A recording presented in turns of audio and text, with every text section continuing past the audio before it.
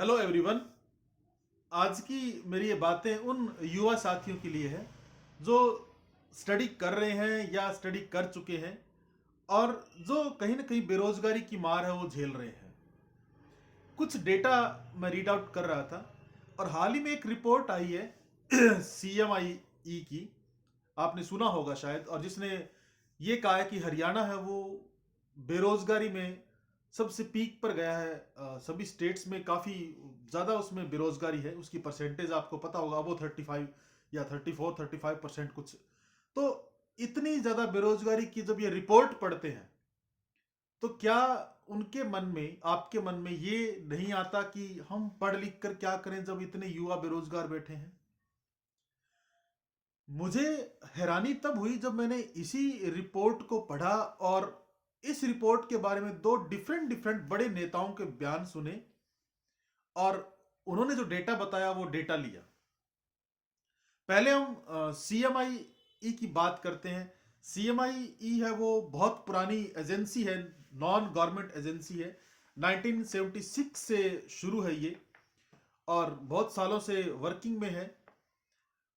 महेश व्यास है वो at present इसके हेड हैं और ये नॉन प्रॉफिट एजेंसी है। नॉन प्रॉफिट आप इसको देखिए, प्राइवेट एजेंसी इसलिए अपना प्रॉफिट अलग जगह है इसका, लेकिन नॉन गवर्नमेंट है तो अपना प्रॉफिट तो देखेगी। लेकिन क्या कोई बड़ी प्राइवेट एजेंसी डेटा झूठा दे सकती है? क्वेश्चन तो ये उठता है। अब आप कहेंगे कि नहीं ऐसा तो नहीं होता, मैं भी कहता हूं ऐसा नहीं होता है। एक बड़ी रिपोर्ट जो मैंने इसकी पढ़ी तो इसने कहा कि काफी परसेंटेज है वो अनएम्प्लॉयड लोगों की है और जिसमें ग्रेजुएट, मैं सीएमआई की रिपोर्ट बता रहा हूं आपको, ग्रेजुएट है वो 39.69% है वो बेरोजगार है, अनएम्प्लॉयड है। 10th+2 जिन्होंने कर रखा है वो 32.9% है वो अनएम्प्लॉयड है। यही 11 पॉइंट समथिंग 8% ऐसा कुछ है वो कम पढ़े लिखे लोग हैं वो अनएम्प्लॉयड है। अर्बन एरिया में है ये अनएम्प्लॉयमेंट रेट है ये 37.08 है और रूरल एरिया है उसमें 25.59% है वो अनएम्प्लॉयमेंट रेट है। फीमेल का इन्होंने कहा कि 25-26% मेल है वो अनएम्प्लॉयड है। फीमेल का रेशियो बहुत ज्यादा है, 75 से अबो परसेंटेज इन्होंने फीमेल की कही की अनएम्प्लॉयड है। 20 से 24 एज ग्रुप जो एक बहुत ही एक्साइटमेंट की एज होती है, काम ढूंढने की एज होती है, काम करने की एज होती है, और 20 से 24 एज ग्रुप है, इसका 85.11% लगभग 85% अनएम्प्लॉयड है, ऐसा वो रिपोर्ट कहती है। 25 से 29 साल की जो एज ग्रुप है उसमें लगभग 36% है वो लोग अनएम्प्लॉयड है, ये सीएमआई की रिपोर्ट कहती है। अब ये रिपोर्ट जो डेटा लेती है प्राइमरी और सेकेंडरी दोनों डेटा लेती है और ये एजेंसी दोनों डेटा पर बेस्ड अपनी रिपोर्ट निकालती है। बहुत सालों से इसकी रिपोर्ट आ रही है, बहुत सालों से ये इंडियन इकोनॉमी पर अपनी नज़र डाले हुए, क्योंकि इसकी तो full form he centre for monitoring Indian economy है। तो इंडियन इकोनॉमी है उसको ये मॉनिटरिंग करती है, तो ये डेटा झूठा तो नहीं हो सकता, मुझे ऐसा लगता है। एक बड़े नेता का बयान आया कि, और वो सच्चाई भी है, अगर आप उसको डेटा चेक करेंगे वो थोड़ा बहुत ऊपर नीचे हो सकता है। एक बार 6,000 पोस्ट निकली थी कभी क्लर्क की हमारे यहाँ, तो उसमें 25 लाख फॉर्म भरे गए, ऐसा उन्होंने कहा। एक कोर्ट है उसमें पियोन की पोस्ट निकली 10 पोस्ट लगभग, शायद वो जगाधरी कोर्ट का था ऐसा कुछ, तो उसमें 7,000 फॉर्म भरे गए। एक और कोर्ट में, शायद वो पानीपत कोर्ट का था, या आप चेक कर लीजिएगा उसको, 13 पोस्ट निकली, उसमें लगभग 15,000 फॉर्म भरे गए पियोन की। और जिन्होंने फॉर्म अप्लाई किए पियोन की पोस्ट के लिए, जिसकी मिनिमम क्वालिफिकेशन 8th-10th क्लास होती है, MA, MSc, MCom, PhD holder, इन्होंने फॉर्म भरे। सीएमआई की रिपोर्ट और उनके बयान कुछ कुछ मैच करते हैं कि है तो सही। आप किसी पोस्ट को उठा के देखिए, उस पर बेहतरीन फॉर्म भरे जाते हैं, जो वेल क्वालिफाइड लोग होते हैं पियोन की 4th ग्रेड की पोस्ट के लिए फॉर्म भरते हैं। और क्योंकि हाई ग्रेड है उनकी पोस्ट, या तो बहुत कम निकलती है, उनके लिए भी बहुत फॉर्म भरे जाते हैं। जब इस रिपोर्ट पर विश्वास होने ही लगा था तो इतने में एक और बड़े नेता हमारे चीफ मिनिस्टर जी का बयान आता है, शायद ये 7 जनवरी 2022 को आया था, आप एक बार चेक कर लीजिएगा। तो उन्होंने कहा है कि ये रिपोर्ट तो फेक है। ऐसा मैंने ऑनलाइन न्यूज़पेपर में पढ़ा है, मैं इस बात की सच्चाई की पुष्टि नहीं करता बिल्कुल भी। तो ऑनलाइन न्यूज़पेपर था, उसमें मैंने पढ़ा था, सच है कि झूठ है मुझे नहीं पता, आप चेक कर लीजिएगा फैक्ट को एक बार। लेकिन उन्होंने कहा कि हरियाणा में जो अनएम्प्लॉयमेंट रेट है वो तो 6.1% है। जनवरी 7 का उनका बयान है 2022 का कि 6.1% है वो हरियाणा में अनएम्प्लॉयमेंट रेट। अरे कहां तो वो 34% 35% बता रही है CMIA।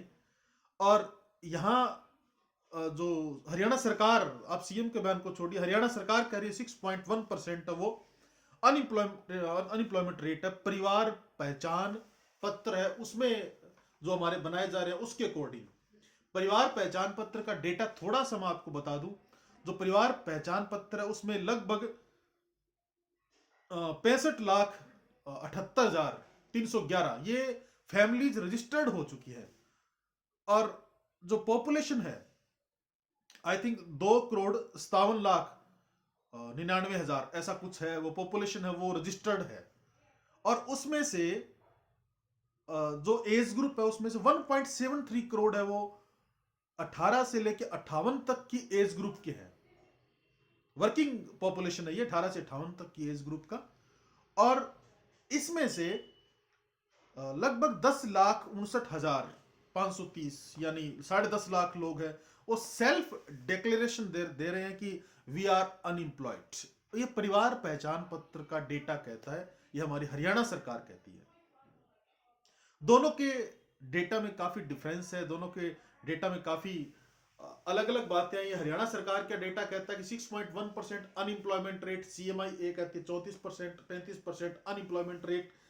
और ये परिवार पहचान पत्र है उसको बेस बनाकर कह रहे हैं, वो प्राइमरी और सेकेंडरी डेटा लेके बेस बना के उसको कह रहे हैं। कौन सा ठीक है ये तो मतलब सोचने वाली बात है, हम किसके डेटा को सही माने। हमारी जो पार्टी है, हमारे ऊपर जो राज कर रही है हरियाणा सरकार, क्या हम उसके डेटा सही माने या एक नॉन गवर्नमेंट एजेंसी है उनके डेटा सही माने। भाई डेटा जो भी सही है, हमें तो असमंजस में डाल दिया ना आपने कि हरियाणा में बेरोजगारी कितनी है, हम कितनी % माने बेरोजगारी। एक रिपोर्ट कुछ कहती है, सरकार आती है उसको कुछ कहती है, तो हम ये मान लें अगर हम हरियाणा सरकार की बात माने कि 6% बेरोजगारी है, कोई ज्यादा नहीं है 6% बेरोजगारी, तो इसको तो रिमूव किया जा सकता है। लेकिन एक बात थोड़ी सी मेरे को जची नहीं कि अगर 10 लाख 11 लाख लोग ही अनएम्प्लॉयड है तो किसी एक थोड़ी बहुत पोस्ट के लिए ये 20-20 25-25 लाख फॉर्म भर जाना, हजारों में एक PN की पोस्ट के लिए आपके 7-7 हजार 15-15 हजार फॉर्म भर जाना, ये तो नहीं हो सकता। और दूसरा एक और थोड़ा सा मैं ठीक कर दूं इस डेटा को तो ठीक नहीं कर रहा मैं, लेकिन दोनों जो बातें हैं CMIE की रिपोर्ट और हरियाणा सरकार की के जो बयान है उन दोनों को रखते हुए हम ये कह सकते हैं कि 2 तरीके होते हैं। या तो आप डेटा लेके रिपोर्ट दे, डेटा तो वैसे भी बहुत फेक होता है, और या तो आप रिपोर्ट डेटा लेके दीजिए, या आप एक और मेथड होता है ऑब्जर्वेशन मेथड। चलिए हम इन दोनों रिपोर्ट को खारिज कर देते हैं एक बार, और हम ऑब्जर्वेशन मेथड अप्लाई कर देते हैं। मेरी जो ये बातें सुन रहे हैं मोस्टली वो इकोनॉमिक्स के स्टूडेंट्स होंगे मोस्टली, और जो इकोनॉमिक्स के स्टूडेंट्स नहीं है वो इतना तो जानते ही हैं कि बेरोजगारी क्या होती है। वो अपने आसपास थोड़ा सा इस चीज को देख लीजिए जहां आप रहते हैं, आप उस कॉलोनी, उस मोहल्ले, उस गांव को एक बार आप, गांव में अगर आप रहते हैं तो सभी व्यक्तियों को आप जानते होंगे, और आप देख लीजिए कितने पढ़े लिखे युवा है उनको काम मिल चुका होगा, और कितने ऐसे जो काम की तलाश में है। आपके पास उसी टाइम डेटा अवेलेबल हो जाएगा आपकी जगह का। और आपको मैक्रो लेवल पर काम करना है, आप मैक्रो लेवल पर काम कर लीजिए, अपने 15 20 30 फ्रेंड्स के साथ कांटेक्ट करिए, उनको कहिए कि आप अपने एरिया में बताइए हमें कितना अनएम्प्लॉयमेंट है, हमारे एरिया में कितना अनएम्प्लॉयमेंट है, और आप उनका एवरेज निकाल के देखिए, डेटा आपके सामने आ जाएगा। मैक्रो लेवल पर आप थोड़ा सा और बढ़ा सकते हैं इसको, ठीक, आप एग्जैक्ट डेटा नहीं ले सकते, पूरी पॉपुलेशन का नहीं ले सकते, एक सैंपल स्टडी आप कर सकते हैं, बैठे बैठे घर बैठे बैठे सैंपल स्टडी कर सकते हैं। हरियाणा सरकार का बयान जो इन्होंने दिया 6% वाला, वो भी क्लियर हो जाएगा। सीएमआई की रिपोर्ट है, वो भी क्लियर हो जाएगी।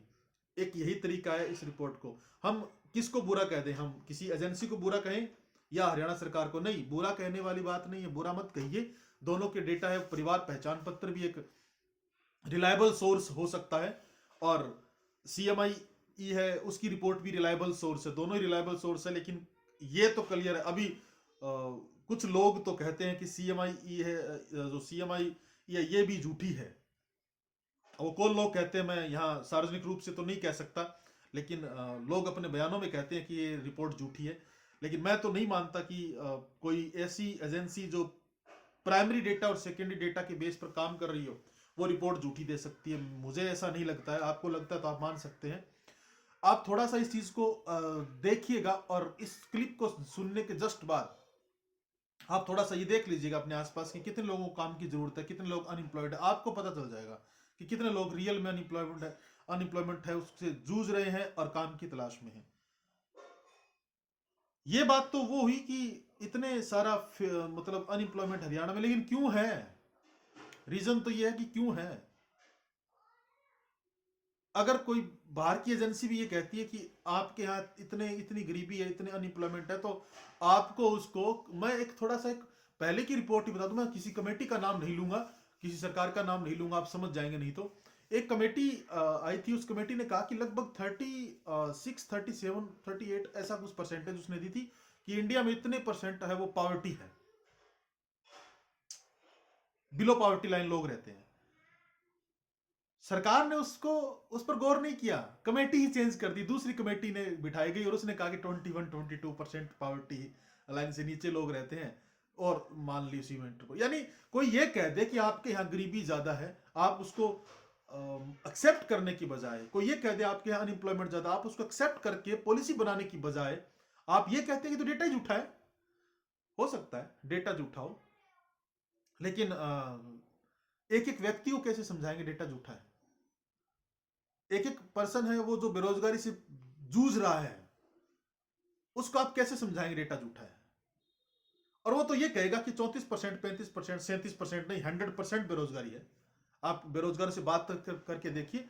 कोई एजेंसी अगर एसी रूम में बैठकर डेटा कलेक्ट करती है, कोई सरकार अगर एसी रूम में बैठकर बात करती है, तो वो बात मानने लायक नहीं होती है। फील्ड में निकल कर देखिए, फील्ड में लोगों से बात करके देखिए, फील्ड में आप जानकर देखिए, लोगों से, लोगों के परिवारों से फॉर्म भरवा के नहीं, लोगों से बात करके देखिए कितना अनएम्प्लॉयमेंट है, उससे वो पीड़ित है। 2-4 हजार 5 हजार की नौकरी करना एम्प्लॉयमेंट में नहीं आता है।